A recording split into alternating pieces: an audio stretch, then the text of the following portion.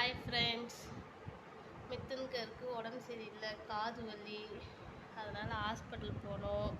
வாங்க நம்ம வீடியோக்குள்ளே போகலாம். சரிங்களா? என்னோடய சேனலை மித்துன் கீமா சேனலை சப்ஸ்கிரைப் பண்ணிக்கோங்க, பெல் ஐக்கானை கிளிக் பண்ணிக்கோங்க. சரிங்களா? லைக் பண்ணுங்கள், ஷேர் பண்ணுங்கள், கமெண்ட் பண்ணுங்கள். வாங்க வீடியோக்குள்ளே போகலாம். மித்துன்கர் உடம்பு சரியில்லை, ஹாஸ்பிட்டல் போயிட்டு அவங்க மாமா தான் வந்தாங்க. எங்கே பார்த்தீங்கன்னா சிஆர்பிஎஃப் ஃபேமிலிங்க. நாங்கள் எங்கள் அண்ணன் தான் எல்லாமே பார்த்துக்கிறது. ஸோ ஹாஸ்பிட்டலுக்கு 2 டைம்ஸ் போயிட்டு வந்தோம். கட்டி சீவ் கவுத்து இருக்குன்னு சொல்லியிருந்தாங்க. பார்த்துட்டு மெடிசன் எல்லாம் கொடுத்துட்டு சாப்பிட வச்சுட்டு தான் படுத்துருக்கான் தூங்குறதுக்காக.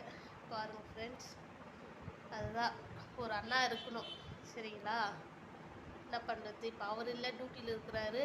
எங்கள் அண்ணன் தான் கூட்டிகிட்டு வந்தான். பாருங்கள் ஃப்ரெண்ட்ஸ், பார்த்துட்ருக்கோம்.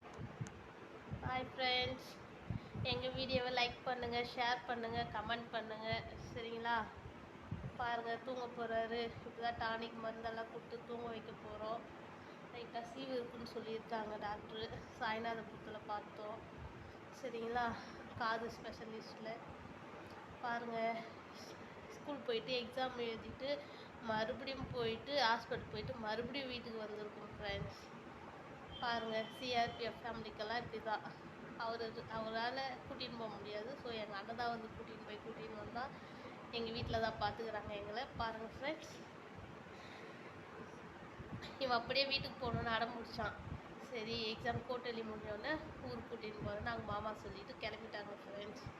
இதுதான் ஃப்ரெண்ட்ஸ். பாருங்கள், நம்ம வீடியோவை பாருங்கள் ஃப்ரெண்ட்ஸ், லைக் பண்ணுங்கள், ஷேர் பண்ணுங்கள் ஃப்ரெண்ட்ஸ், நம்மளோடைய சப்போர்ட் பண்ணுங்கள் ஃப்ரெண்ட்ஸ். பாய்.